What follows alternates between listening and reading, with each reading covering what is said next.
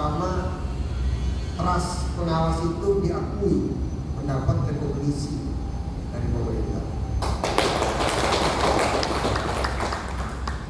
Dan pengakuan itu disampaikan di depan Menteri Agama, juga disampaikan di depan PPATK dan KPK.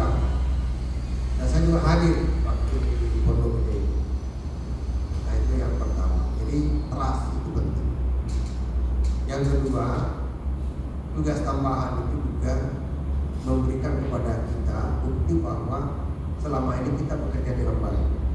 Tidak mungkin ada tugas tambahan, Pak, kalau Bapak tidak profesional. Pasti orang ragu-ragu. Tapi ini sudah itu tinggal saya tidak tahu. Dulu Pak Menteri tahun kemarin itu minta kepada kita agar tunjangan profesionalitas pengawas itu dinaikkan. Dan saya kira belum itu. Belum. Sebelum Bapak tanya saya sudah duluan. Itu mungkin itu bargaining posisi.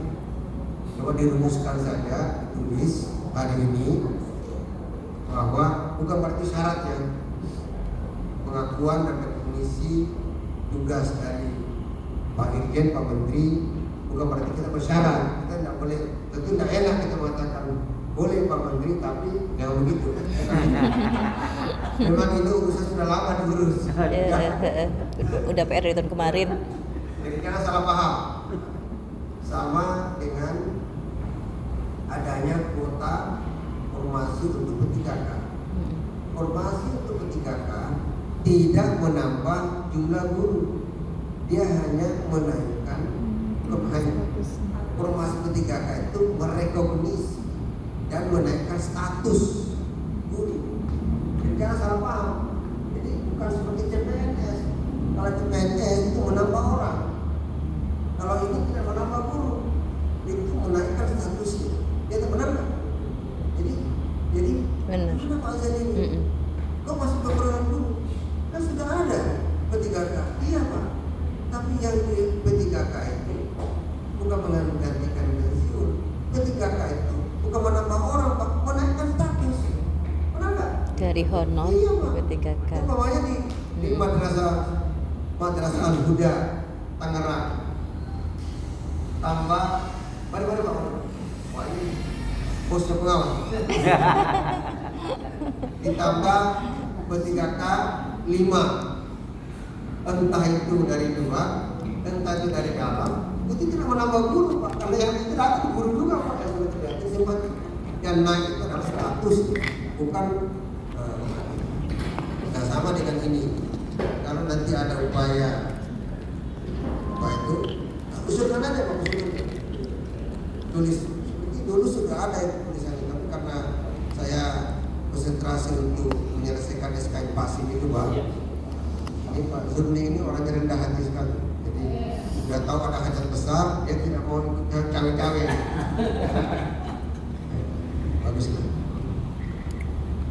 Nah oke, jadi mungkin itu membentuk kita. Itu artinya kalau kita ada reasoning untuk menaikkan itu ya silahkan diurus. Dan kita juga tidak tahu apa yang terjadi ke depan. Tetapi kan tidak gampang itu Bapak untuk menambah supervisi. Dan selama ini kan yang dilihat itu kan proses pembelajaran, peningkatan kualitas dan sebagainya, desain kurikulum dan sebagainya. Tambahan auditor itu tidak sederhana Pak. Itu ada hitung-hitungan. Apalagi harus dirumuskan dengan baik Pak. Jangan sampai pengawas itu mengambil kapling auditor Pak. Jadi hati-hati juga. Jadi kalau saya sih mungkin tidak terlalu dalam. Ya pendampingan lah. Ya satu Bapak orang sudah seperti auditor Pak. Pendampingan auditor Pak. Pendampingan dalam penggunaan anggaran disesuaikan dengan hasil rencana program. Ya. Harus dirumuskan Pak. Dirumuskan kira-kira soalnya ini sampai di mana. Jadi seperti dokter itu kan bermacam-macam. Sebelum dokter ada banyak perawat. Ya, sampai Bapak tugasnya perawat, Anda melakukan bedah sesar Pak.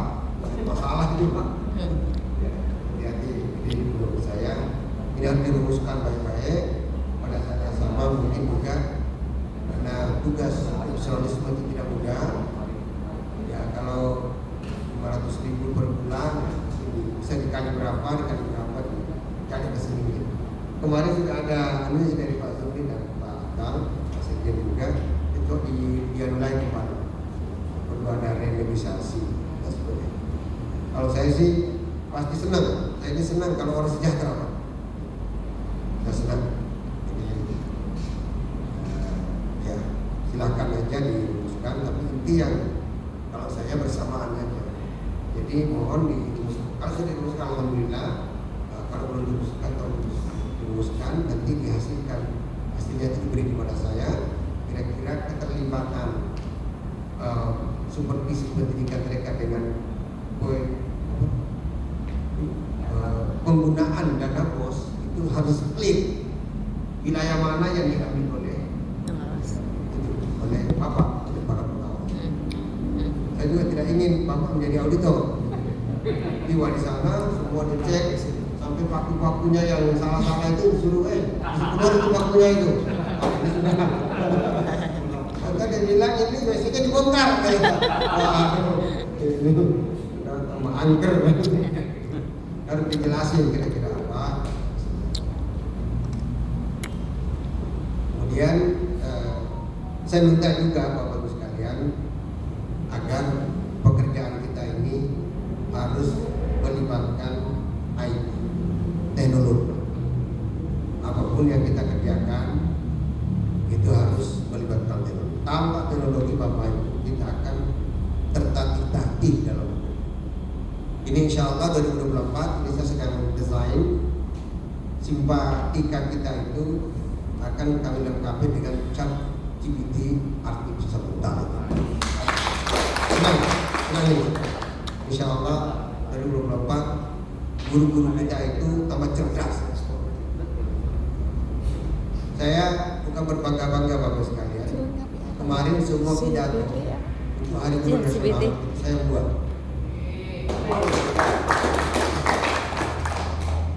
Semua pidato, baik pidato yang diucapkan Menteri Agama di Gelora Bung Karno, video diucapkan di hari upacara itu, laporan Pak Dirjen itu saya buat sendiri, memang dibantu oleh kawan-kawan. Finishing ada di sana. Makanya minggu itu seluruh tenaga saya itu, dan saya ingin buktikan bahwa semua yang saya buat itu dibaca oleh publik. Dan selama bisa. Kalau bisa lihat itu apa namanya yang kita buat. Jadi saya juga senang karena memang saya pakai teman-teman untuk merumuskan bersama, tapi itu 5 kali saring itu Pak. 5 kali saya ubah sebelum masuk di Kementerian Agama. Dan saya pastikan dibaca semua. Karena itu kan dokumen negara. Jadi sampai saya pakai otak, saya juga kombinasikan dengan ChatGPT artificial intelligence. Tapi jangan seluruhnya. Jadi kombinasi. Jadi kerja-kerja mesin itu juga di oleh kita. Dan alhamdulillah saya lihat kedahsyatan kombinasi otak kita dengan itu luar biasa. Saya juga sering sadar, luar biasa. Karena kita ini terbatas Pak. Pak Abdal, kalau kita ngonsep surat dan yang begini Pak, apa ya? Jadi Bapak ini orang istimewa, masih bisa dengarkan ceramah jam-jam begini nih Pak. Ya saya ceramah ini Pak, masih ada maghrib gitu loh. Ini jam pondok pesantren pun tidak ada Pak. Luar biasa. Saya sama ini, benar ini mau dengerin saya jam 12. Benar Pak kata Pak. Benar Pak. Saya bilang hebat. Tepuk tangan dulu Pak. Jadi insya Allah di tempat ini selalu visi-visi saya selalu cerita aplikasi seperti tadi itu. Saya percaya insya Allah tugas tambahan itu tidak akan menyulitkan kita, tapi itu justru menambah semangat oleh kita. Ya. Dan saya bersyukur dan berterima kasih atas interaksi kita selama ini dan bantuan seluruh pengawas. Saya kalau ketemu pimpinan, ketemu Pak Dirjen, siapapun, cerita saya sederhana. Bagaimana itu pengawas? Berapa banyak pengawas? Kekurangan kita gimana? Bagaimana datanya? Bagaimana petanya? Oke, semua itu bisa dijelaskan dengan data-data yang akurat yang kita miliki. Tapi saya bilang, dari semua perdebatan, diskusi, diskursus, wacana, itu tetap pengawas. Faktanya, saya kalau menentukan anugerah guru, mau mencari guru apapun yang dedikatif, informatif, inspiratif, inovatif, macam-macam itu. Yang saya tanya manusia-manusia ini, Pak, dan tidak pernah salah, Pak. Ya. Betul. Jadi saya memakai dua pendekatan dalam birokrasi.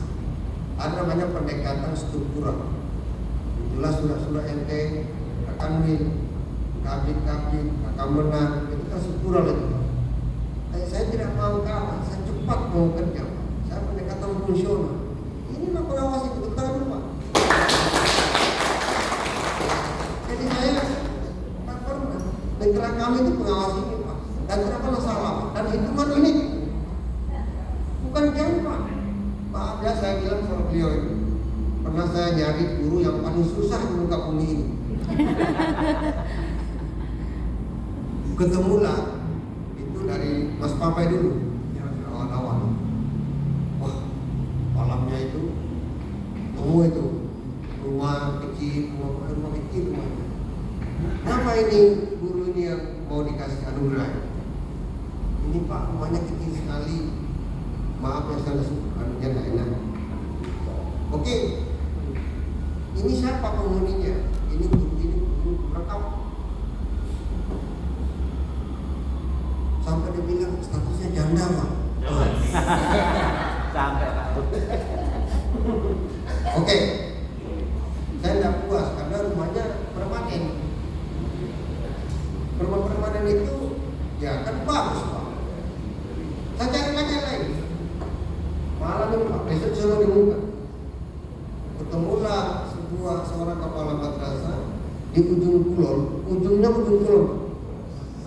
Ujung kulon itu semenjak saya SD yang 40 tahun yang lalu, saya sudah tahu namanya ujung kulon, Pak.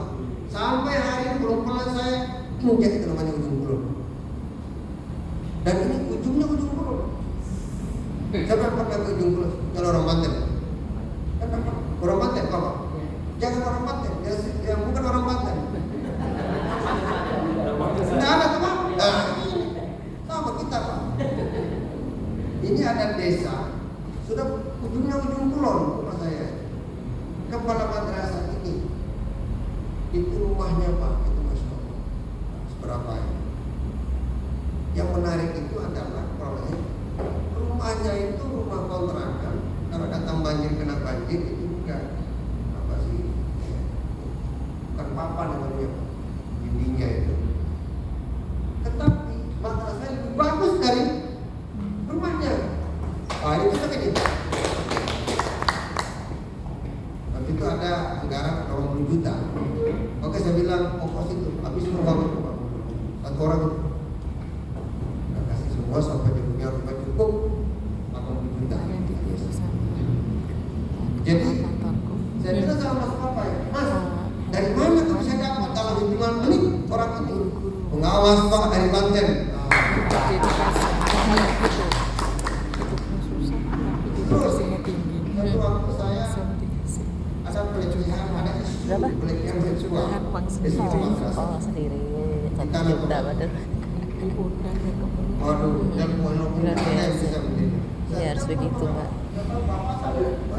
Banyak guru kita yang memprihatinkan Itu namanya kondisi kehidupannya.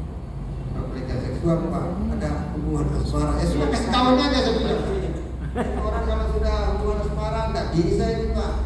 Gunung itu akan dilewati, lautan akan dialiri, itu nikah.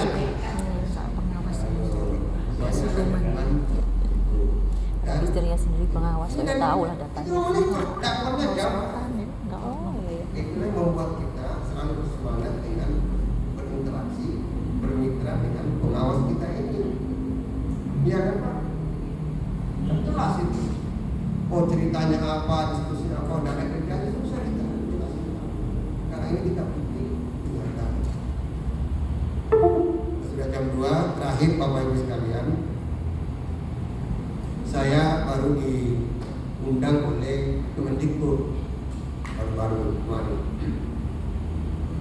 Lalu saya dalam diskusi itu, kita ada videonya, diminta untuk closing remarks.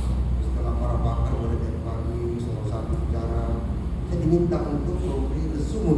Wah, itu saya juga ini. Lalu orang-orang pintar-pintar semua nih, praktis pendidikan, data local condition, assessment, para peneliti, researcher, setelah itu saya membaca 2 naskah, 2 lembar itu, dan saya selipin sesuatu. Saya bilang begini, saya merindukan suatu hari, mudah-mudahan capres kita mendengarkan ini. Saya merindukan negara kita itu memuliakan para guru kita. Itu kan guru pengawas juga masuk. Yang non finansial. Jadi umpamanya di Jepang itu ada hari-hari tertentu atau ada diskon khusus untuk pengawas guru. Jadi umpamanya guru mau beli tiket, ketika negara itu langsung otomatis potong sekian. Atau pengawas mau ke Makassar, tidak ada istilah pengawas tidak dapat tiket, Pak. Intinya begitu. Karena setiap pesawat yang full sekalipun, selama dari kosong itu Pak. Ini namanya kalau pengawas, namanya pengawas atau guru, pada madrasah, mestinya ada kursi khusus untuk anak-anaknya sekolah. Ada kuotanya itu di ITB, di UI, di UGM, itu non-budget namanya. Jadi jangan dia bersaing dengan yang lain, apalagi profesor. Kemudian pengawas mau ke Ragunan Pak, jadinya kaki saya itu langsung otomatis diskon 50%, pokoknya 70%.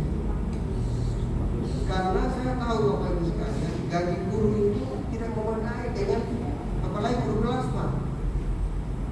Saya merindukan itu dan tolong disoting kalau itu disoting. Bukan kalimat saya ada yang nyampe ke capres. Kalau saya menteri saya lakukan itu.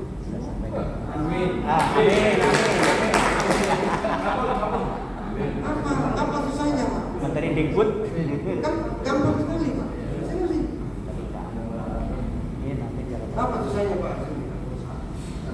Kan dikasih diskon. Bentuknya. Jadi harus ada perbedaan. Oh ini, jadi setelah ada rekognisi negara non budget atau non finansial, saya yakin guru-guru kita semakin semangat untuk, apalagi kalau ada karpet merah untuk anak-anaknya sekolah, di sekolah yang terbaik, di perguruan tinggi yang terbaik, ada kuotanya. Kan nggak dibayar Pak. Nah selama ini kalau saya nanya kenapa duitnya nggak cukup, coba kita kasih yang non budget. Ya kan, Bapak kalau pergi apa sih namanya di kebun binatang di Surabaya. Ada kebun binatang ya? Ada. Ada ya? Apa Oh, di namanya? Makassar tidak ada. Surabaya tuh beneran apa namanya? Di Surabaya. Di sini Ragunan. Ragunan. Di Surabaya. Surabaya. Iya. KBS apa HBS Kebun Binatang Surabaya KBS Iya. Mana senang ya Pak? Kebun Binatang Surabaya Nanti murung ada di Makassar. Kalau guru masuk langsung diskon 20%. Kan lo budget. Itu kata keluarga guru dan sebagainya. Nah itu saya ungkapkan di situ Pak, kesempatan saya ngomong. Jadi saya mau melihat kesejahteraan guru itu ada finansial, ada non finansial. Kalau kita betul-betul mau lihat undang-undang, ini kan amanah undang-undang.